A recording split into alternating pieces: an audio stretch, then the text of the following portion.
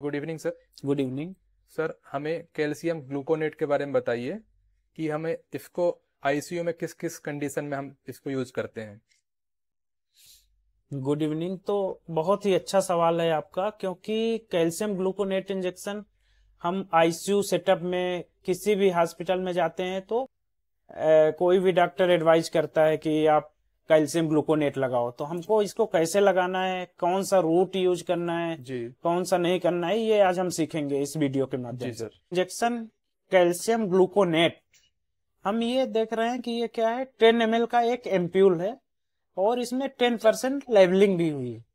तो इसमें क्या है कि ये कैल्शियम साल्ट है ग्लूकोनिक एसिड का, जो कि इसमें क्या रहता है कि कैल्शियम जो है 90 मिलीग्राम एलिमेंटल कैल्शियम कैल्शियम है, 90 मिलीग्राम एलिमेंटल कैल्शियम है पर 10 ml में। कुछ स्टेबलाइजर भी मिलाए जाते हैं जैसे कैल्शियम डिसैकेराइड, जो कि 0.35% एज ए स्टेबलाइजर के रूप में मिलाया जाता है। जी अब हम इसकी यूज की बात करें तो सबसे पहले हमारे इमरजेंसी में जो भी यंग एज फीमेल आती हैं, जनरली हाइपर वेंटिलेट करते हुए और हाथों में झुंझुनाहट, पेरी ओरल टिंगलिंग नमनेस और होंठों के आसपास झुंझुनाहट और ऐसे हाथ में अकड़न करते हुए, मतलब वो मैनिफेस्ट कर रहा है कि सीवियर हाइपोकैल्सीमिया उनको हो रहा है। तो ऐसा कोई भी पेशेंट जो कि एक्यूट सिम्टोमेटिक हाइपोकैल्सीमिया का कोई भी पेशेंट आता है, जैसे हाइपोकैल्सीमिया में आपको क्या देखना है, टिटेनी, हाथ पैर में अकड़न हो रहा है, ऐसे हो रहे हैं, ट्राजुअर साइन जिसको बोलते हैं। आप चोवेस्टिक साइन इल्सिट कर सकते हैं, tapping of the tragus and ipsilateral twitching movement of the lip. तो अगर ट्राजुअर साइन मिल रहा है, चोवेस्टिक मिल रहा है, साथ में लेरिंगो स्पाजम अगर हो रहा हो, जी या फिर हाइपोकैल्सीमिया अगर बहुत ज्यादा सीवियर हो गया तो आपको क्या, हाइपोकैल्सीमिया के साथ सीजर्स आ सकते हैं। जी तो ये कंडीशन अगर है तो ये एक इमरजेंसी कंडीशन है। तो आपको क्या करना है कि 10 to 20 ml, 10 ml दे सकते हो, 10% ये जो कैल्शियम ग्लूकोनेट है ओवर 10 मिनट, ये दे सकते हैं। अगर इससे भी रिलीव नहीं हो रहा है 20 ml से, तो आपको क्या करना है, इसका इन्फ्यूजन 60 ml का इन्फ्यूजन बनाना है जी 500 ml D5 में, और उसको 0.5 to 2 मिलीग्राम पर केजी पर आवर के हिसाब से स्टार्ट करना है। तो ये हो गया, आपको एक्यूट हाइपोकैल्सीमिया में दे सकते हैं, एक्यूट हाइपोकैल्सीमिया क्राइसिस में। अब दूसरी बात करें तो कोई भी सिट्रेटेड ब्लड ट्रांसफ्यूजन, जैसे आईसीयू में कई लोगों को ब्लड ट्रांसफ्यूज होता है, तो उसमें क्या होता है, सिट्रेट रहता है ब्लड में, एक कंपोनेंट होता है। जी जी तो वो जैसे ही ब्लड ट्रांसफ्यूज होता है तो वो सिट्रेट जो होता है अपने ब्लड में जो कैल्शियम है उसके साथ बाइंड हो जाता है कैल्शियम सिट्रेट बना के, तो अपना ब्लड का कैल्शियम कम होने लगता है। तो इसलिए हमको क्या करना है, एवरी 4 यूनिट ट्रांसफ्यूजन में हमको 10 ml कैल्शियम ग्लूकोनेट देना ही है। तो ये हो गया दूसरी चीज। तीसरी बात करें तो hyperkalaemia. Hyperkalaemia is the life threatening condition.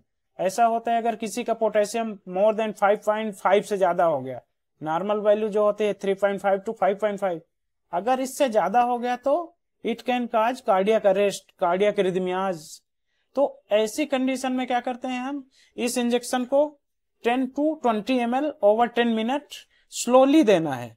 और इसको देते ही आप क्या कर रहे हैं, पोटेशियम का लेवल ये उस समय कम नहीं करता, सिर्फ कार्डियक की जो मेम्ब्रेन है, हार्ट की जो मेम्ब्रेन है, उसको क्या करेगा, स्टेबलाइज करेगा, उसके मेम्ब्रेन पोटेंशियल को मेंटेन रखेगा, जिससे क्या है कि कार्डियक रिदमियाज ना हो, हार्ट जो है अच्छे से पंप करे, हार्ट का ब्लॉकेज ना हो, अरेस्ट ना हो। तो ये 3 चीजें हो गई। अब चौथी चीजें बात करें तो हम जैसे मैग्नीशियम में देखते हैं, किसी को हाइपर मैग्नीसीमिया हो गया, मैग्नीशियम की टॉक्सिसिटी हो गई, तो इस कंडीशन में भी हम इसका यूज कर सकते हैं। जनरली जो पिटचार्ज रेजिमेन प्री एक्लेम्सिया के दौरान मतलब चलाते हैं ऑप्स गाइनी में, या फिर जहां भी इसका यूज ओवर टॉक्सिसिटी में हो गया, तो हम इसको कैल्शियम ग्लूकोनेट दे सकते हैं अगर किसी को मैग्नीशियम की अधिकता हो गई। और या फिर कैल्शियम चैनल ब्लॉकर जो है उसका ओवरडोज हो गया, उसके साइड इफेक्ट हो रहे हैं, तो भी हम कैल्शियम ग्लूकोनेट का यूज कर सकते हैं। और हम जनरली जब सीपीआर करते हैं, लाइफ सेविंग कंडीशन है, सीपीआर के दौरान भी हम सोडा बाइकार्ब और calcium gluconate as a membrane stabilizer दे सकते हैं। अगर इसको पर रैपिड, यदि हम इसको यदि फास्ट बोलस में दें कैल्शियम ग्लूकोनेट को, तो फिर क्या हो सकता है, क्या होगा? अच्छा, तो बहुत ही अच्छा क्वेश्चन है। अगर हम इसको रैपिड देते हैं करेक्शन, जी हाँ। तो इट कॉजेज वैसोडाइलेटेशन, वैसोडाइलेट करेगा तो आपको एकदम गर्मी सी लगेगी। जैसे ही इंजेक्शन लगाते हैं तो ऐसा लगेगा गर्मी आ रही है अपने शरीर में और चुनचुनाहट हो रही है। जी तो ये क्या बताता है कि अगर हमको जल्दी देंगे तो वैसोडाइलेट हो जाएंगी, तो उससे क्या होगा, बीपी भी कम हो जाएगा, बीपी कम हो जाएगा, हार्ट रेट भी कम हो जाएगा, तो सडन कार्डियक अरेस्ट में जा सकता है पेशेंट। जी। तो इसलिए इस इंजेक्शन को बहुत स्लोली देते हैं अपन, धीरे धीरे देंगे, और या तो 100 ml NS में मिला के ओवर 10 to 15 मिनट्स जी। स्लोली देना है। सर जैसे कि हाइपोकैल्सीमिया में ईसीजी में मतलब क्या चेंजेस मिलेंगे? तो ईसीजी में देखोगे तो प्रोलॉन्ग क्यूटी इंटरवल मिलेगा। प्रोलॉन्ग क्यूटी इंटरवल हम क्यूटी इंटरवल करेक्टेड करके फार्मूला से निकालेंगे। तो उसमें अगर प्रोलॉन्ग क्यूटी इंटरवल है तो हाइपोकैल्सीमिया है, तो hypocalcaemia can be picked by the ECG also.